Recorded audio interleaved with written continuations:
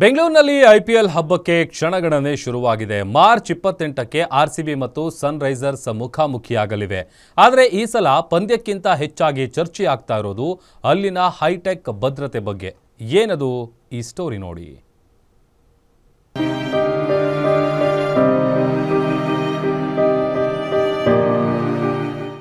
ಅದು ಘೋರ ದುರಂತ.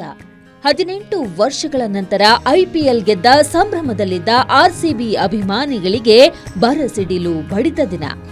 ನಗರದ ಚಿನ್ನಸ್ವಾಮಿ ಸ್ಟೇಡಿಯಂ ಬಳಿ ಕಾಲ್ತುಳಿತಕ್ಕೆ ಒಂದಲ್ಲ ಎರಡಲ್ಲ ಬರೋಬ್ಬರಿ 11 ಜನ ಬೀದಿಯಲ್ಲಿ ಜೀವ ಬಿಟ್ಟಿದ್ರು.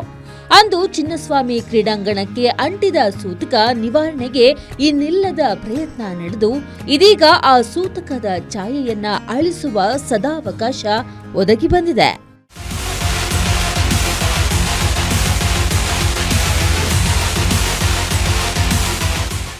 ಎಸ್, ಇದೇ ಮಾರ್ಚ್ 28ರಿಂದ ಐಪಿಎಲ್ 2026 ಶುರುವಾಗಲಿದೆ.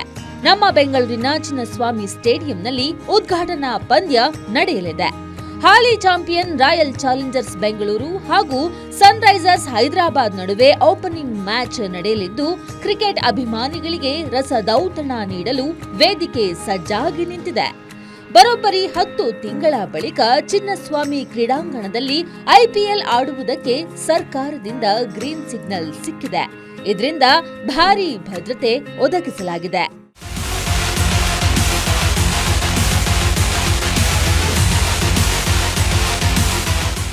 ಈ ಬಾರಿ ಚಿನ್ನಸ್ವಾಮಿ ಮೈದಾನ ಬರೀ ಕ್ರಿಕೆಟ್ ಗ್ರೌಂಡ್ ಆಗಿ ಉಳಿದಿಲ್ಲ, ಅದೊಂದು ಎಐ ಹಬ್ ಆಗಿ ಬದಲಾಗಿದೆ.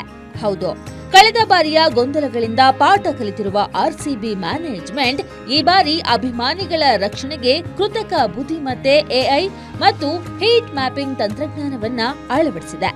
ಎಲ್ಲಿ ಜನದಟ್ಟಣೆ ಹೆಚ್ಚಾಗುತ್ತೋ ಅಲ್ಲಿನ ಗೇಟ್ ತಕ್ಷಣವೇ ಬಂದ್ ಆಗುವಂತಹ ಸ್ಮಾರ್ಟ್ ಸಿಸ್ಟಮ್ ಇಲ್ಲಿದೆ.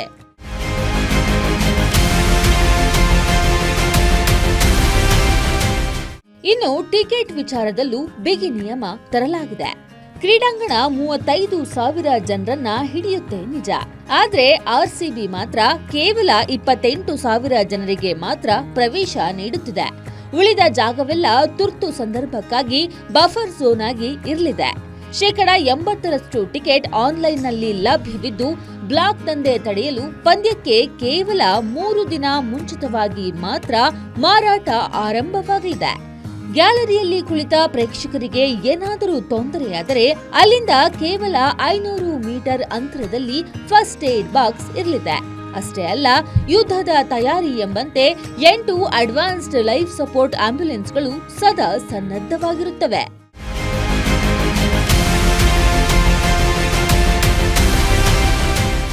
ಒಟ್ಟಿನಲ್ಲಿ ಈ ಬಾರಿ ಆರ್ಸಿಬಿ ಮ್ಯಾನೇಜ್ಮೆಂಟ್ ಅಭಿಮಾನಿಗಳೇ ನಮ್ಮ ಆಸ್ತಿ ಎಂಬ ಮಂತ್ರದೊಂದಿಗೆ ಅತ್ಯಾಧುನಿಕ ಭದ್ರತಾ ವ್ಯವಸ್ಥೆ ಮಾಡಿದೆ. ಟಿಕೆಟ್ ಮಾರಾಟದ ದಿನಾಂಕ ಸದ್ಯದಲ್ಲೇ ಪ್ರಕಟವಾಗಲಿದ್ದು, ಫ್ಯಾನ್ಸ್ ಈಗಿನಿಂದಲೇ ರೆಡಿಯಾಗ್ತಿದ್ದಾರೆ. Ajay Kumar, crime bureau, guarantee news.